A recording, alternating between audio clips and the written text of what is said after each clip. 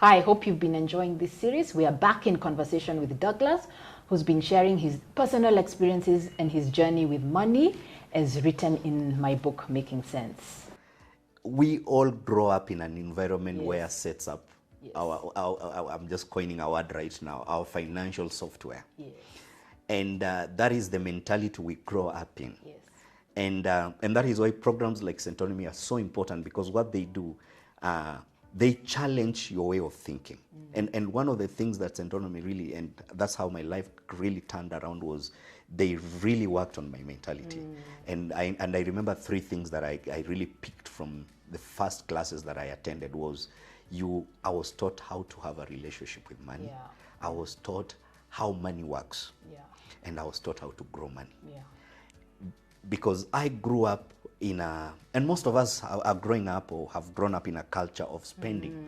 We are more of consumers than producers. So whatever, and even the way the parenting is done, we always know, if I ask daddy, if daddy will always give. Yes. And my work is to Yes. spend it, Yes. my work is to enjoy, my work is to Yeah. use it. Yeah. And that's how we are grown up with. And also for parents who are watching I will just challenge you to really take time to teach your children about money. And Centonomy has a program on Campus Edition that really teaches teenagers about money, because you have to catch it from that early stage. And for me, I grew up, I knew it was spending. I saw my parents spending. No one ever in our family talked about saving or investment or creating wealth. It was just, if we get, and I grew up in a family that we are farmers. And I will see, but during the harvest time, when it gets to December, when we harvest and we sold, we sold, and I knew it's just time for buying things. And I never saw anything to do with saving, or anyone talking about saving or investment. And I grew up with that subconsciously without knowing. And my first experience with money was in high school, where I was given, I remember the first term in Form 1, I was given 100 shillings. And what I didn't know was that I was supposed to budget that money to last for the whole term. And I blew up that money within 3 days. Very common experience. Within 3 days, and I suffered the whole term. And it's just because of that. And the whole mentality went on, because now I was not learning also about money. No one was teaching me. And I went to university. It was the same mentality. And I brought that mentality when I started working, where when the salary comes, I never used to budget my salary. I just knew when it comes into the account, my work is just to spend. Spending it. And before I know it, within a week, you're talking of 250,000. Within a week, you have finished the money. And you have nothing left. You have not saved. You have not, invested in any way. So that upbringing is very crucial. And you need such a program to change your mindset, to challenge your way of thinking. Because also the challenge is, when we become adults, we are so engraved in our beliefs that it's very difficult for us to be convinced otherwise. And we think this is the only way things are done. And a platform like Centonomy now, they really change your mindset and introduce you to the whole world of financial management. In the book, we have an exercise. I've put an exercise there for all of you who are listening, and you can see, possibly my past experiences and my belief, my financial software, as Douglas has put it, is not quite right. And it just involves looking at who told you, who told you, and saying, is this what is truly working for me, or did someone tell me and I never quite investigated it? Money should be spent a certain way. And sometimes it's not even our parents, it's society. You grew up seeing how the rich uncle was treated and the not so rich uncle was treated, and that formed a perception about money. So go and sit with yourself quietly and start understanding who told me. Then you'll understand this belief system is not working for me. And the only way to change it, it comes back to our spending. Unfortunately, there's no magic pill you take. It comes back to a habit. That habit. So for example, if you change your spending, if I look at my example of lunch, I changed lunch, then I was able to go on holiday. That change rewired a belief system that little money doesn't matter, that I had. Absolutely. But you have to actually change the habit. And don't get me wrong, and I think, Douglas, you agree with me, we're not saying that don't live a good life. But we're saying, look at the things that are valuable to you. So maybe like you found out spending money in the bar and paying for all my friends has no value to you. Completely. But I know there are other things you've accomplished that you've realized this is actually what has a lot more value to you. So to investigate that. So just to wrap up, Douglas, you said something about it has helped you, not just money for yourself, but other people. And I'm a big fan, and I write about this in the book, of money is a tool. Yeah, it is not the life. Yeah, and it sounds strange sometimes when I'm teaching money, then I come back and tell people, by the way, at the end of the day, money is a tool. It is not the life. We live in a culture that treats money as the life. And the thing with treating money as the goal is if you make 1 million, you'll want 5. You make 5, you'll want 10. And I think in our society we've seen when putting money or serving money, even with what happens sometimes when you hear in the media what is happening, you wonder, the last 100 million you stole was not enough, yeah, because money is never enough. So you really have to investigate, what is this money for? And I think when you do that, you can do a lot more with a lot less. So Douglas, I just want you to talk about the value system you have adopted with money, because I've watched you, and at the foundation of everything, there can be all the habits, there's a value system that along the way you've really engaged with money. Yeah. Just, if you allow me, before I mention that, I wanted just, what you said about financial planning was really powerful, and I just wanted to allude to that before I got to your question.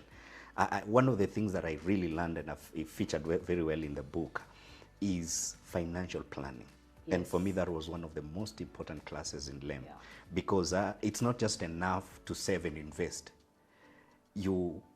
I was taught, and this kind of laid the foundation of my financial management. I was taught in Centonomy of how to plan. How do you plan your money? Why are you saving? Why are you investing? What is the end goal?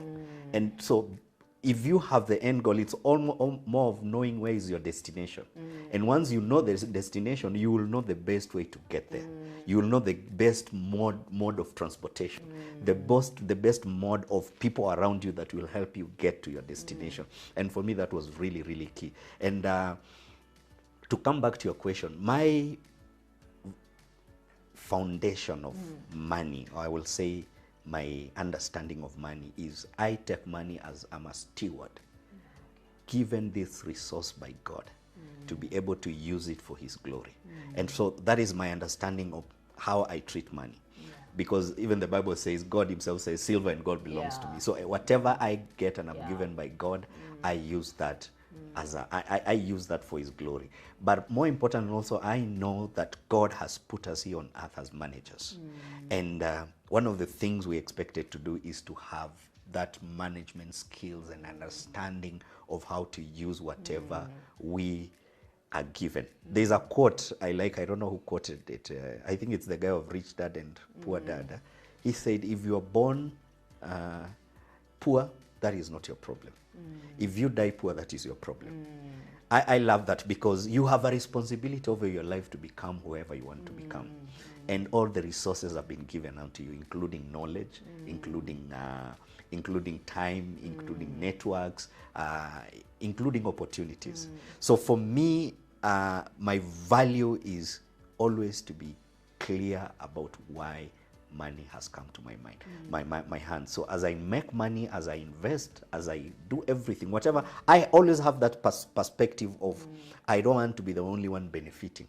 And it has to trickle down to other people who I can influence, who I can have an impact in their lives. And all this, we do that for the glory of God and also just for the benefit of society. There's a quote I put on Facebook the other day. I said, it's lonely to be on top alone. You tag along with other people. Go together as humanity. And why, you see, with money, people hold their stories close to their chest. They hold their failures close to the chest. They look at them with self-condemnation or shame. They're scared to share them. And even their successes, they hold them close to the chest because we feel, oh, I don't want other people to know. I want to leave this for me. They'll copy me. We have all these stories in our head. But Douglas, you are so generous in sharing your story. You've shared it in the book. You've shared it on many platforms with Centonomy. How did you just feel, let me fungua roho. Let me just share. I'm okay to share, because that's not common as well. It is, and I tell you, one of the things you don't want to do is to be vulnerable. Where you open up but by just the grace of God has given me, I have this passion to help people. Yeah. Because I look back, Waceke, in my 20s and early 30s. Yeah. I look at opportunities that I missed Yeah. to create wealth. Yeah. Based on the job I had and the good salary I was getting. Yeah. And also just the land I have at home and the skills I have of writing and doing consultancy and doing that. So I look back and it really pains me that someone else is still going through the same mistakes that I did. And that is kind of really my driving force. Yeah. Like, it pains me to see someone repeating the same mistakes that I do. And within a few years from now, they will look back and really regret.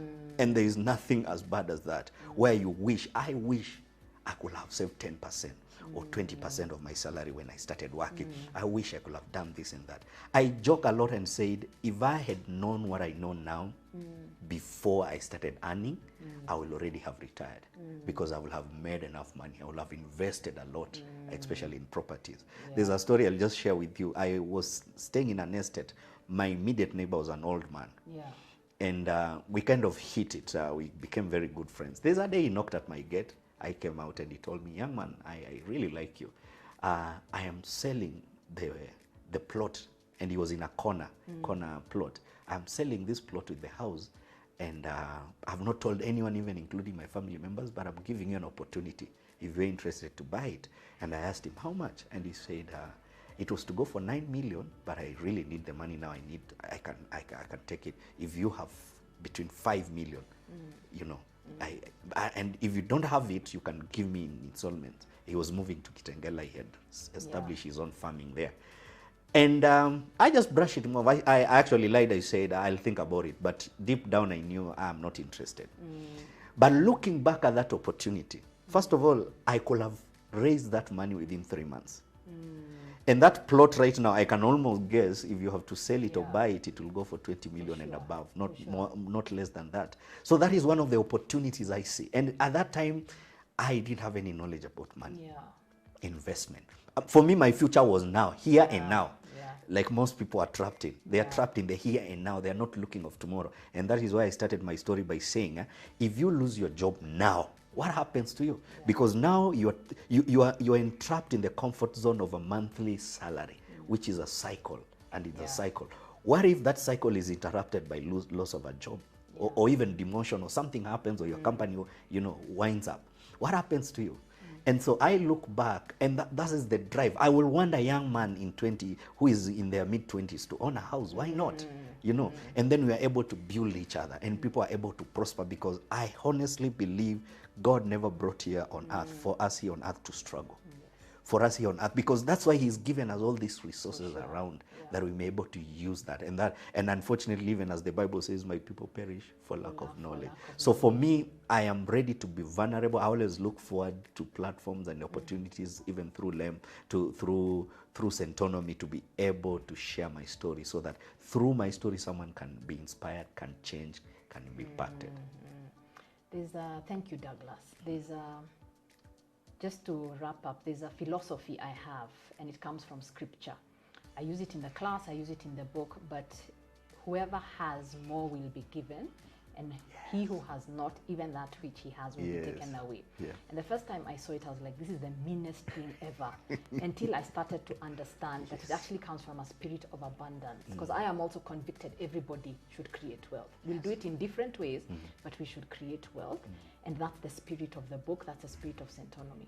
But whoever has more will be given. It means you must start to recognize what you have. If you have 1,000 shillings, figure out how to make it 2,000 shillings instead of going to spend it for coffee or a bar, making it 200 shillings, Because he who has not, if you don't see the value, you're the one who does not have, even that will be taken away. So you've heard Douglas's story. It's all about, what do I have that I can use? It started from, let me start using my salary properly, but it started from, then it went to, I have skills that I can use. You do consultancy work. Douglas has also written a book. So it's just also understanding, what do I have that you can use? So everybody actually has something that you can use. It's up to you to go through the process and journey of identifying it.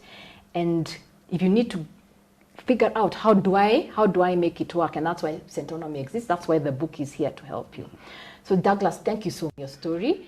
The book Making Sense is out on sale. You can get it, you can call us, the details will be on screen. You can also get it at select bookshops.